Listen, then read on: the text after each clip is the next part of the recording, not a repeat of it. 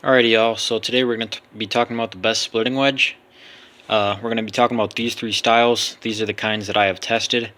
And what I've tested them in is I've tested them in some elm. For those that don't know, it's probably one of the hardest woods to split that I've encountered because it's very stringy, very twisted.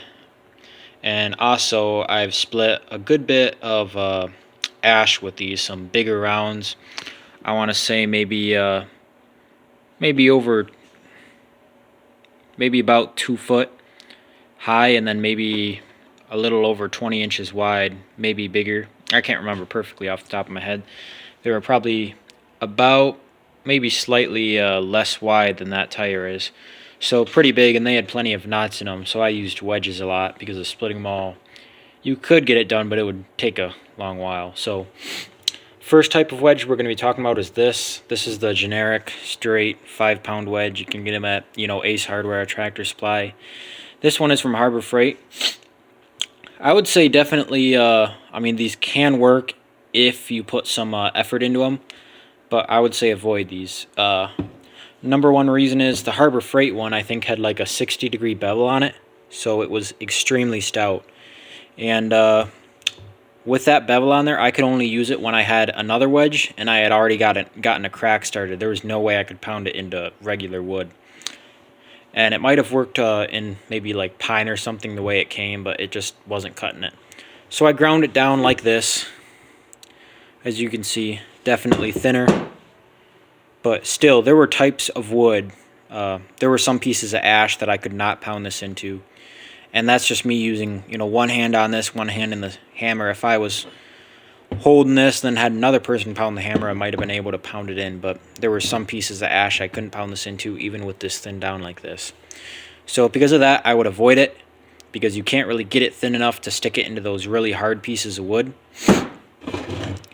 And then we're going to talk about this one next. This is an older 5-pound, very hard. And I actually pounded this with my new Council tool splitting maul. And this didn't take much damage at all, but it put some pretty good dents in the back of my maul. So that's one thing to consider with vintage wedges. In some cases, they could be harder than your splitting maul. And yeah. And then this one, I did recently slim this down. This one's much slimmer at the tip than this one is. I suppose you can't get a good view of it. That side's kind of chipped out.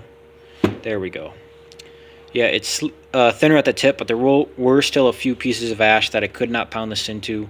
Once again, I was doing this alone. If I was holding it and had somebody pounding the hammer, I might have been able to pound it into. And then, of course, these two wedges here, softer steel. Not going to harm your maul, but they will, wear away quicker. That's one thing to know. And I would say this is my favorite wedge, simply because when I got this, I slimmed down the front. It was already relatively slim, but I took it to a belt sander. And I recently took it to like a angle grinder, I think, and slimmed it down some more. So camera doesn't do it justice, but it is very thin at the tip. So I have not found a single piece of wood that I could not pound this into. Simply because of the nature of it, you don't have to remove a whole bunch of material at the tip to get it to stick into any kind of wood. And out of all of the wedges here, it has the absolute widest striking face. So you don't have to be super accurate. If I grab this wedge, you can see there's a pretty hardy difference there. So it just gives a little bit more room for error, which I like. And since it's also the widest in the back, it's also going to put the most like wedging pressure on the piece of wood when you get it down there. So when you get this beneath, let's say the top of the wood is like this and you have it pounded down into there, there's going to be a bigger gap for you to get your maul into, which I really like. Spreads the wood apart more. You have more room to like hit it with your maul, when it's beneath the top of the wood and when it's above. And you can pound it into pretty much any kind of wood that I've encountered once you slim down the tip. So that's what I would recommend. I would recommend you get one of these twisted wedges.